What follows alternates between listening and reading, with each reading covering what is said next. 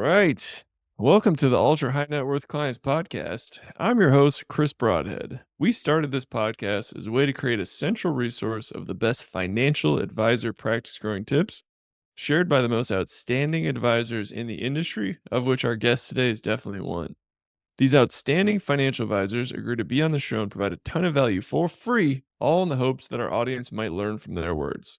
My father was a financial advisor, and financial advisors are the main client we serve. So, my marketing agency's mission is to help every financial advisor grow their business in an effort to help the world become more financially secure. Today, we have the rare pleasure of talking with an incredible financial advisor, Hunter Muse. Hunter, can you introduce yourself and tell us a little bit about you?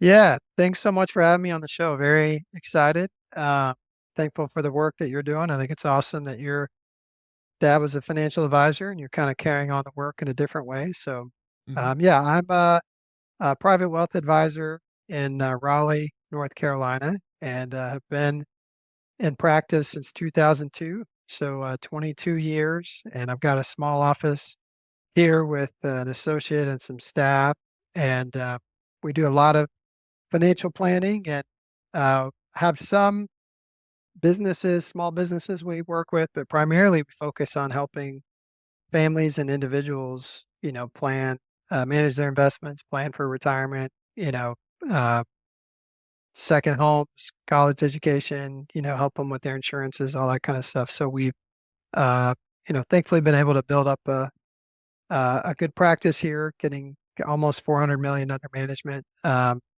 depending on the day of the markets and what's happening. But yeah, I'm very, very excited to be on the show, uh, and talk about, what's going on in our world. Hmm. Awesome. Awesome. Lot to dig into there. So I normally like to start at the beginning. How did you get into this wild industry? Wild industry is probably a good term. So, my undergrad is in mathematics, Oh and wow. I'm originally from Texas, so I went to Texas A&M Commerce, and then also have a master's in economics from NC State here in Raleigh. And so I was 25 when I started with, then it was American Express Financial Advisors in 2002. They later spun us off into Ameriprise Financial Advisor, and that's who I have my franchise with. But yeah, I started in a corporate office with American Express Financial Advisors in 2002. And, that was a pretty wild time because you couldn't cold call people.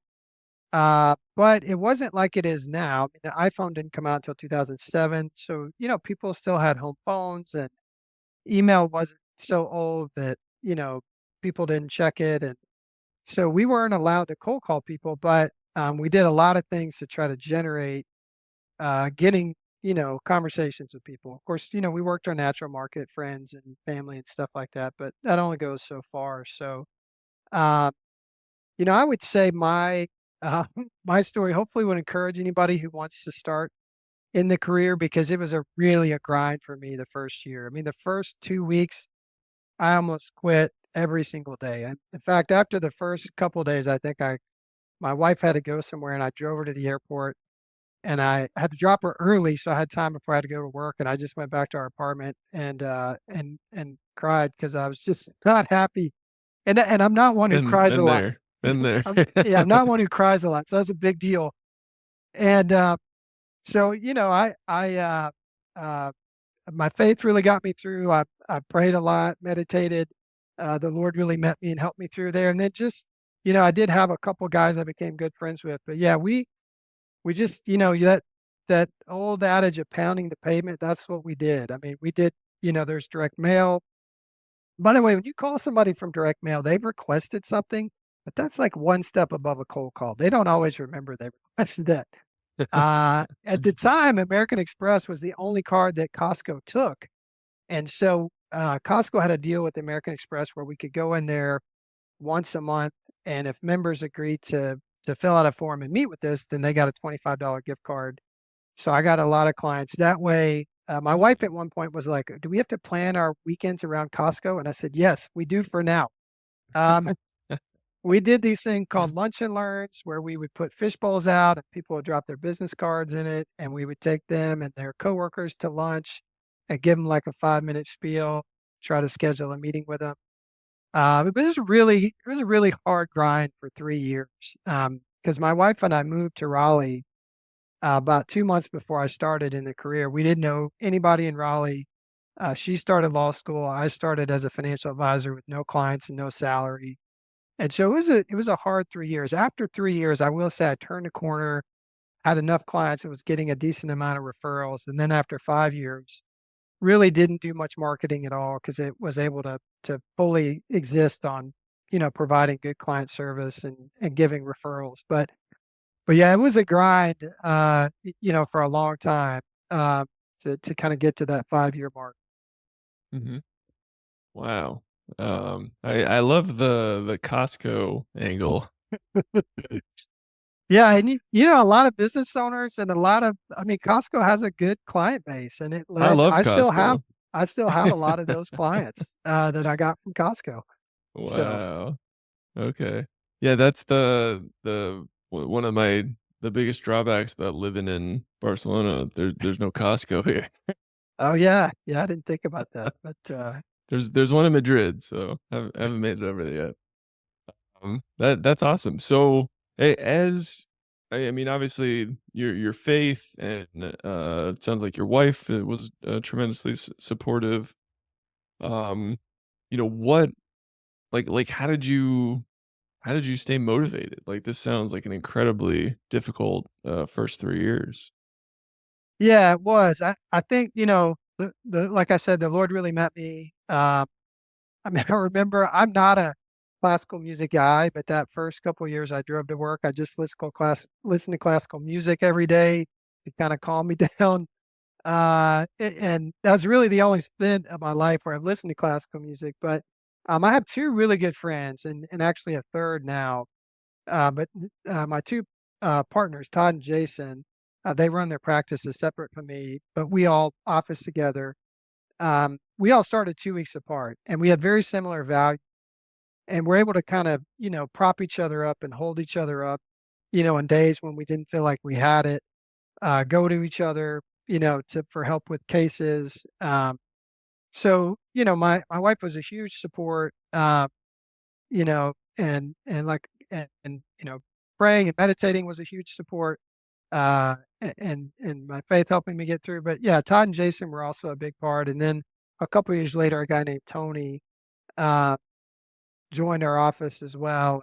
And he's also been one that's been great to office with and be together. So that was a huge part. I did really like the work and I did really believe in it. I think that's what got me through. I think if I had just been, maybe selling a product and not really providing advice and building relationships, I may not have made it. But at the end of the day, I could see the power of what we were doing and I could see how it was really helping people. And I did like, the analytical side of, creating financial plans and coming up with recommendations. And so the work itself was great. It was just the marketing and trying to convince people that, as a 25-year-old just starting out that, you were you were worth the risk. That was the part that was really just kind of a grind. But after 3 years in the career, I was able to get my CFP, and that certainly helped. And then again, once you provide a high level of service, there aren't a lot of areas in my life where I feel like I get that. And so, I always tell other people about it. And thankfully clients were able to do that same thing for me. And that led to, a lot of success and a lot of growth. Mhm. That's awesome. You are officially our first guest that built part of their practice with Costco. So I'm very very excited about that. So Well, I that could want to do some dig in. groundbreaking work. That's awesome. I wonder if like Costco would still allow that or be open to that because that I mean, if I was an advisor, that might be where I would want to be. Um, so I want to dig into your. You said you had an econ master's. Yeah, I have a master's in economics from NC State. Yep. That's amazing.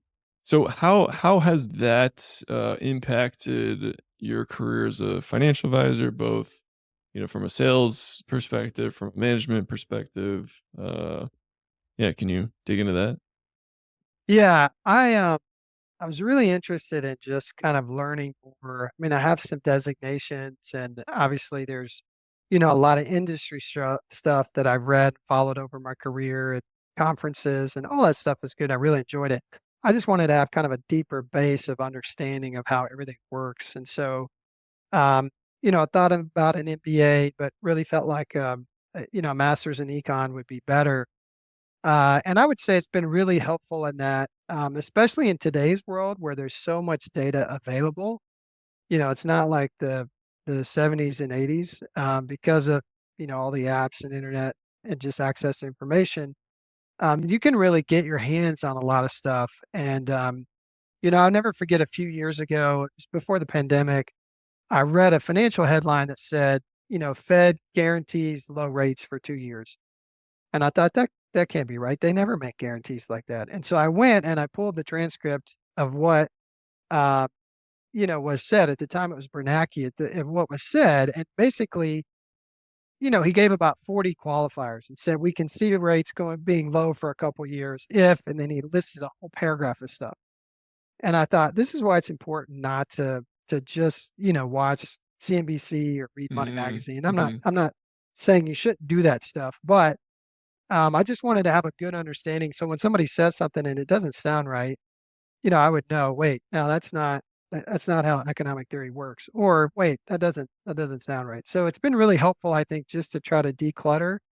There's so much noise in our industry, and I think that's one of the challenges is knowing what to ignore and what to really take seriously and pay attention to, because most of the things we have to ignore because there's always a financial crisis potential somewhere, and somebody's always talking about, you know, doomsday stuff. In fact, not that we're trying to make this an infomercial for Costco, but Costco just started selling. You can buy like 2 years of food in the store.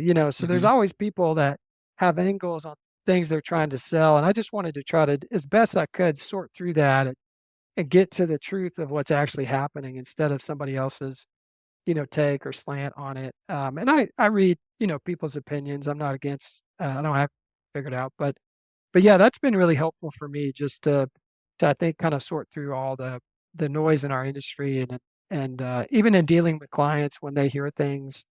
Uh, it was really helpful to learn the whole history of how the gold standard worked and going off the gold standard and how we float now. Because every year, regardless of what's going on, I have clients ask me questions about currency, and I feel like I can answer those confidently now without having to rely on kind of somebody else's commentary. mhm. Yeah, that's such a unique differentiator. I've interviewed, um, I don't know, 80 people, 80 advisors, and you're the first, econ masters that's at least I was aware of. So that's a really, unique differentiator. Love that. Thanks. So, I'm very curious. You were open enough to share, like, you're currently at around 400 million bucks in assets under management. Um, to the extent that you're comfortable sharing, like, what was your AUM after 3 years after the pushing that boulder up that 90 Yeah. degree. It was, so we didn't have as good a reporting then, so I don't know if I actually Oh, knew my okay. AUM at year 3, but I know my AUM going into, 2007 is 20,000,000, and Hmm. at the beginning of 2009, it was still 20,000,000, and and I added a lot of Oh, money through that, right? And okay. so I remember talking to my colleagues and saying, "My net flow numbers are this, and yet my AUM is in the same spot for 2 years." Now, the market dropped 54%, so maybe I should have been pretty grateful to have Hmm. stayed flat, but that felt like, it felt like you were on a treadmill, working hard but not getting anywhere. And then it really did start to grow after that 20,000,000. It didn't take another 5 years to get to 40,000,000. It started to go a lot faster. As a lot of the clients I got when I was first in the career, were not retired. And so, now that I've been in the career 22 years, I've had more retired clients, had more clients transition to retirement, had more clients do things like sell a business.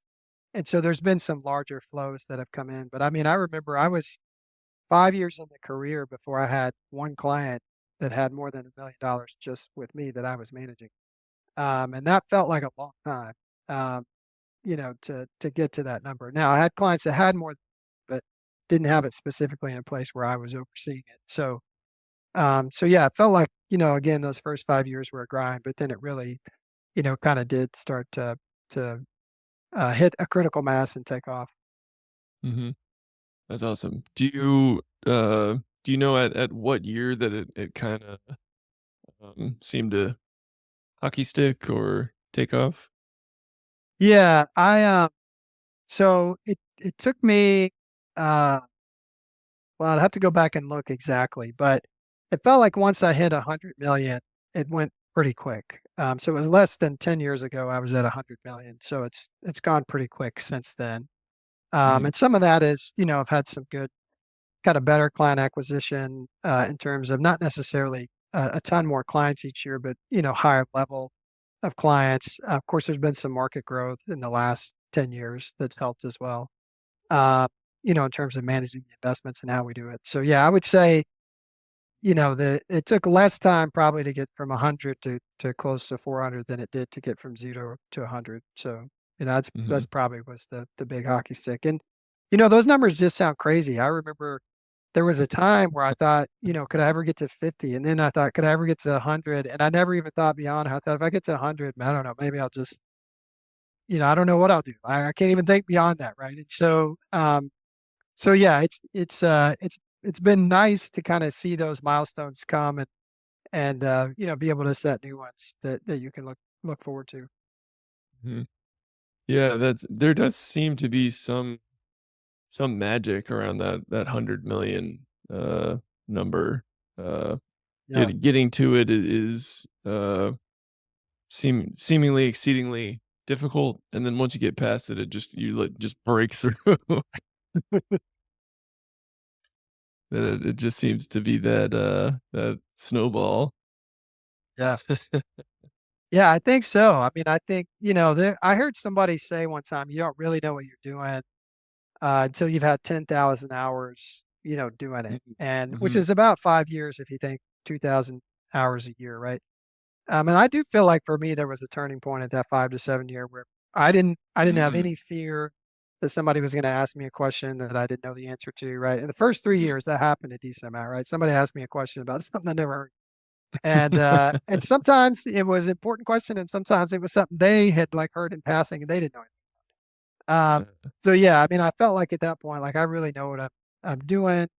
There's not that you've reached the level of perfection. That never happens. But you don't get fooled as much when you see an analysis that doesn't look right. Um, you can figure out kind of what's going on quicker, or if somebody has a harebrained scheme, you know. Um, I mean, there's been so many of them over the years that clients will bring up and you know talk about. Oh, we just need to do this. And, so I mean, I could give a I lot of saw it examples. on TikTok. Yes, yeah.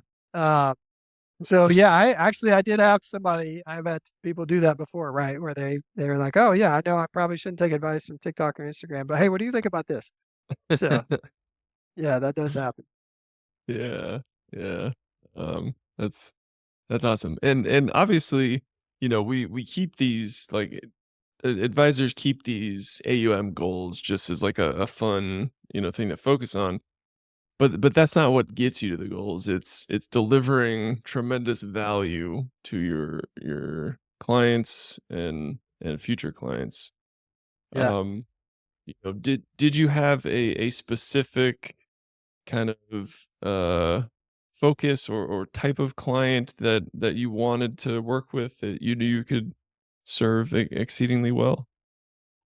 Yeah, I think 2004. So as I mentioned, I started in 2002. 2004 is where I really decided I was going to work as a fiduciary, and and that back then. And now everybody talks about being a fiduciary. I think even if they're not, people talk about it, but that was not a common thing in our industry back then. And so I decided I really wanted to work with clients through a financial planning relationship, and I wanted them to pay an annual retainer for that. I didn't want to get free advice, and I wanted to, I did want to help them beyond the financial planning relationship. So if they wanted help, with their investments or tax planning or insurance or whatever, I wanted to be able to help them with that. But I wanted to be committed to financial planning. So I really tried to have every client who came in come in a financial planning relationship. And that was hard at first because, yeah, it was a big shift and I'm still trying to get new clients. And I did lose some clients who didn't want to do that because they thought, they didn't want to pay a fee every year. They thought they could get free advice or whatever. But I don't think I lost many clients because of it. And after doing that for 20 years, I really believe that was probably the best decision I made because I've seen the power of it. I really think it's the premier way to provide advice to clients, to regularly show them how they're doing, how they're tracking toward their goals. It's highly motivating for them. If you just tell clients they need to save more, but you can't connect that to anything specific, it feels pretty abstract. But if you can say, hey, you know, we were talking about saving, this much more per month. And if we do that, that shaves a couple of years off retirement, or, that gets us fully on track to be ready for college or paying your house off early or whatever. When clients can see that data, it's really motivating to them. And so I would say the longer I've done financial planning, the more I become convinced it's really the way clients are best served. And to give you an example, I don't know if this is helpful, but I was thinking about myself. So when the pandemic happened, prior to the pandemic, I worked out a couple days a week. When the pandemic happened, I'm at home all day, every day. And I just started going out of the house at least for like 30 minutes every day, just because I thought I'm going to go crazy.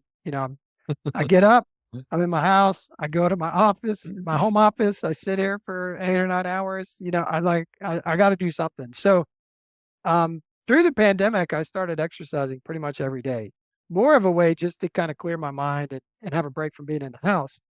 But that became kind of addictive in a good way. I felt so much better. Uh, and so I started doing more cardio, more strength training, and more kind of, core and stretching. And, after the first year, I felt a lot better, but it's been 4 years now, and I just feel so much better. I'm so much stronger. Not that I can lift a lot more, but just my body, I have a lot less back pain. And it's made me make even better decisions. I'm eating a lot healthier now. And, I just went to the doctor last week and got my counts, and my glucose had dropped another uh, 10 points, and my cholesterol is about, for 20 years, my cholesterol was like 210 to 220. The last 2 years, it's been like 185 to 190, 99, 195. So, my cholesterol is like 20% lower. And it's taken 4 years, and I didn't set out, like, I didn't have a written plan. I probably should have, but I just did this initially, and it kind of led to better decisions. And I think it's the same way with financial planning. I've seen clients that sometimes really struggle with their budget and impulsive spending, but they start saving and they see the money growing and they see the debt coming down, and it can become addictive in a good way where it fully changes behavior. And it also helps clients a lot at the moment. We had a crazy day in the market yesterday, right? Mhm. It was crazy. And we've had some crazy times in the last 10 years where the market has gone, crazy in a short period of time. And that can cause people to panic. But if you can say, hey, look, we're still fully on track for retirement. None of your goals have changed. Even with, the losses, again, we've been able to minimize some of those through risk management, but even with some of the losses, your retirement date hasn't changed. Nothing in your long-term stuff has changed. That really helps calm people down from making crazy emotional decisions in the moment. So that was probably the biggest thing for me, was to decide I'm gonna put my stake in the ground here, and I'm gonna do financial planning with clients. Mhm. Finance fitness. Yes. That's that's awesome. That's awesome, and good for you. I think as challenging as the pandemic was, I think a lot of good stuff came out of it as well, where Yeah. people are much more comfortable communicating over Zoom. Um, a lot of people are more physically fit now, so a lot of benefits there. So you mentioned a few of your clients that maybe you even picked up from Costco, eventually sold their business. Do you have any advice for any business owners listening or any financial advisors who have business owner clients who, are likely to sell that business at some point? Yeah. I think what now we may to temper this because we're scheduled to have a tax reset at the end of next year, right? And so we have an election between now and then. So who knows what happens, with the tax code. But yeah, I mean, I had two clients within a year of each other sell businesses, and one came to me after the sale. Uh, and so one piece of advice I would give is if it's going to be a substantial sale, really they should consider a C corp and doing it, they can 5 years before the sale. Because if you can, the first $10 million you don't have to pay taxes on. But it, but if it's not, then you do. And I had one client who sold a business and his portion was 13 million, and so he only had to pay taxes on 1 million. I mean, on 3 million of it. And I had another client who sold a business for about 4 or 5 million, and he had to pay taxes on all of it. Mm, Uh, and I mentioned it to him, and his accountant had never brought it up. It was after the fact. I was just asking questions, trying to figure out as this money came in, how much do we need to set aside for taxes and stuff like that. But needless to say, he was not very, very happy about that. And then I had another client who was about to sell, and I told him about it, and he was able to work it out where he was able to not have to pay the taxes, but he didn't know about that either. So that's a big one. I think if you really are looking to sell and you think it's going to be substantial, you want to try to make the taxes go in your favor. The other thing I would say is, if you're younger, I wouldn't think that this is the end of the road because if you're in your 40s, even your 50s, probably still have a lot of energy and a lot of time to be productive. So, you'll probably be a lot happier if you find another way to kind of reconnect and even if you have enough money to not have to work again. But I would definitely meet with an advisor because some people think, oh man, I got 2 million. I'm set. I never have to work again. Well, with inflation and risk and other things, that's probably not enough. You probably are going to. Now, if it's a big number, maybe you will, but I would just talk to clients about kind of what their next step is. They're probably going to want 6 to 12 months to just, decompress. But yeah, I've seen people, sometimes retire too early and you don't want to be bored and have a lot of energy and have a lot of, drive to be productive in the world. that is amazing advice there, Hunter. Both for the monetarily and mentally. So I appreciate that, man. This is great. You're awesome, man. I could talk to you for the rest of the afternoon. Well, I'm enjoying it too. So Yeah, yeah, thanks. yeah. But I will respect your time. My final question is an open-ended question. You can take it in any direction that you like. And that question is, what are you working towards?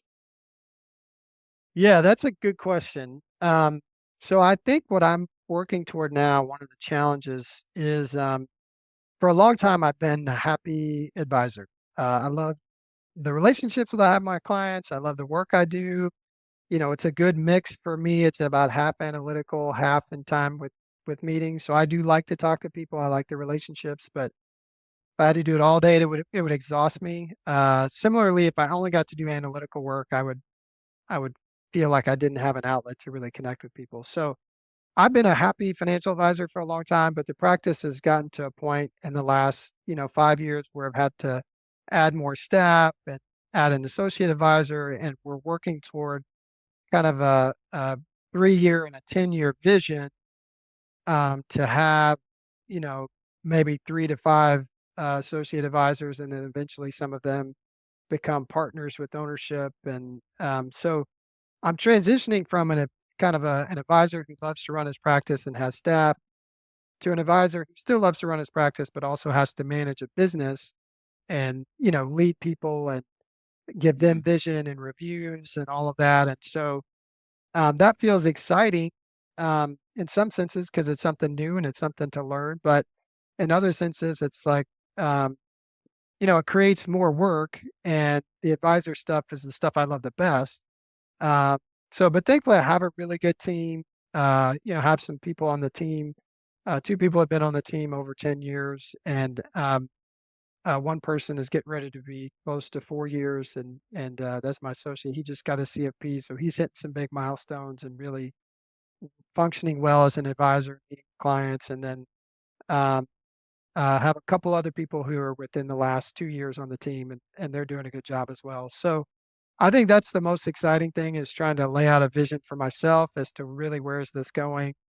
Uh, what does that mean later with an exit plan? I mean, it's hard to think about an exit plan now because I hope to work, at least another 15 to 20 plus years because I really like the work and enjoying it. But yeah, I want to give some, eventually have a runway for hopefully for this to keep going and continue to be successful and serving clients. So that's probably the biggest thing that I've been working on the last couple years. Well, I guess really probably more 3 or 4 years, but it's really starting to take shape now. So I'm feeling excited about that. That's awesome. We're working on the business rather more than working in the business. Yeah. That's where all us business owners hope to be as well. So that's amazing. So I lied. I'm gonna ask you one more question. Um, That's fine. so I love that you added an associate advisor. At what you said you added him 4 years ago? Yep. Yeah. Okay. So what inspired uh, the move? I mean, obviously you had a lot of clients that needed to be managed, so it made sense to find them. I'm assuming that's the reason. How did you? If that's not the reason, please feel free to expand upon that. But how did you find the right associate? How did you know they were the right fit? Yeah. You're right. It is just, the practice was getting bigger and I didn't want to be a workaholic. Um, and I wanted to be able to provide a high level of advice. And I worked so hard to get to an area where, people wanted advice and wanted to send referrals to me that I couldn't imagine just shutting the door like some advisors do that just say, "Hey, I'm full."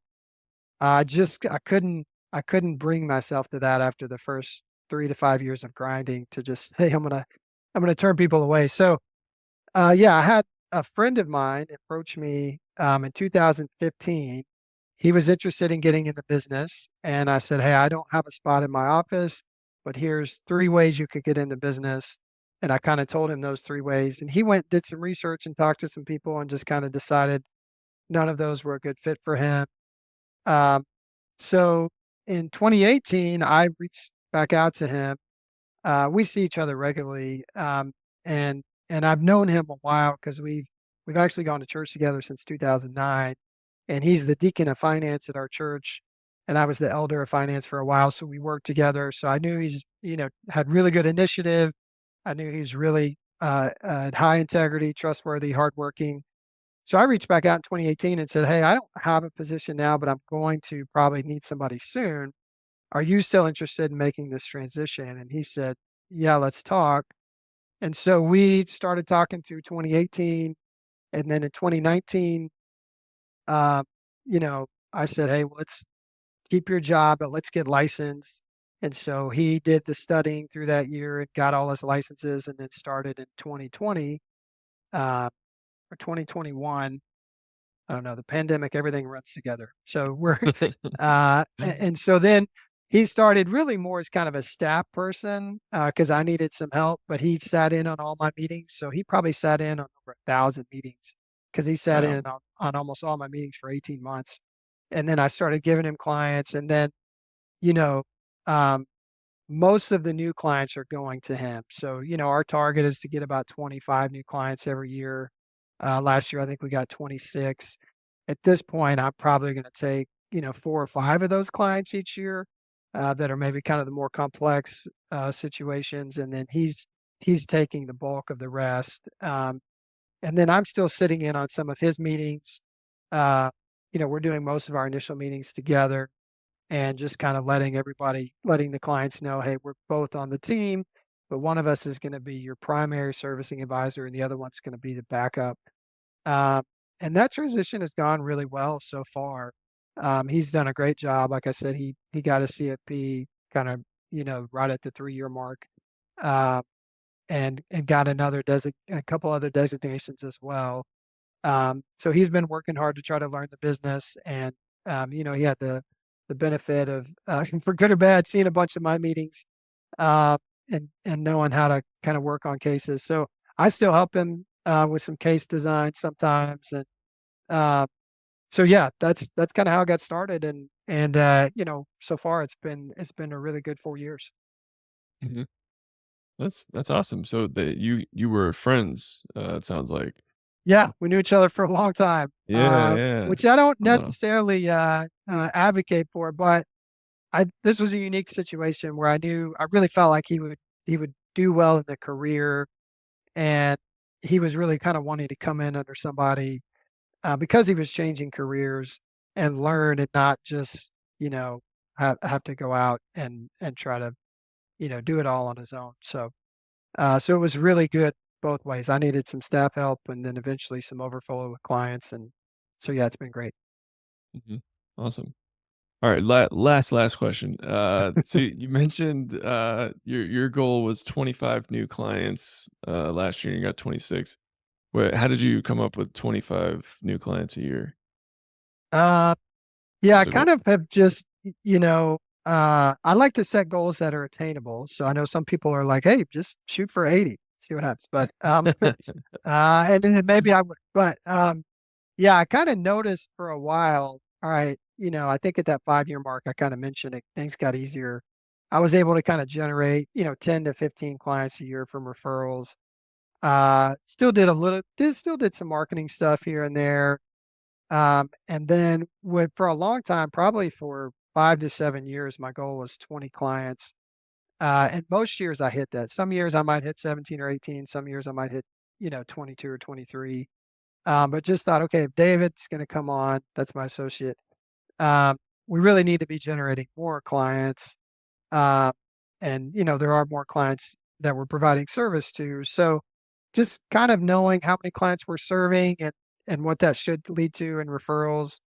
Um, so yeah, that's kind of how I came up with the 25 number. We do a business plan every year that has, all kinds of things in it. One of them is new client goals. So, um, yeah, I've been thinking maybe as he gets more mature in the next year or two, we should look at maybe moving that goal to 28 or 30. Especially, I think we're tracking well this year. We'll probably be north of 25 on our, we still got some time to go in the year. Nothing's guaranteed, but we're tracking ahead of that 25 number. So I think Mhm, we're already pretty close to it. Um, mhm. so yeah, I'll probably need to move it up a little bit now that there's two of us, providing service to clients. Yeah, awesome. I love that. And obviously the reason, um, you're able to hit and exceed those numbers is the tremendous level of service that you offer clients and, their eagerness to offer referrals. So, that's an amazing thing. It speaks to your character and how much you care about your clients. So thank you so much for coming on the show, Hunter. Where can my audience find out more about you? Yeah, you can go to huntermuse.com. That's my website. It's got some about the philosophy. It's got pictures of everybody on my team and uh, our office address. Which feels important, but not as important as it used to be. We probably do about 30% of our meetings in person and 70% virtually since the pandemic, and Wow. and and just with everybody being transient, I think we've got clients in about 20 different states now. So those we kind of have to do virtually. Uh, but yeah, that's the best place to find information is just huntermuse.com, and you can email or call, through the website there. So that's where you would go. Awesome. We'll link to that in the show notes. Hunter, thank you again so much. This was a pleasure, man. I could do this for the next 3 hours. So Well, you're very kind. I've enjoyed it too. So it's, I'm really honored to be on the podcast. Thankful that you asked me. And yeah, this has been really fun. yeah, awesome, awesome. And to all our listeners out there, thank you so much for tuning in and keep on growing out there, everybody. See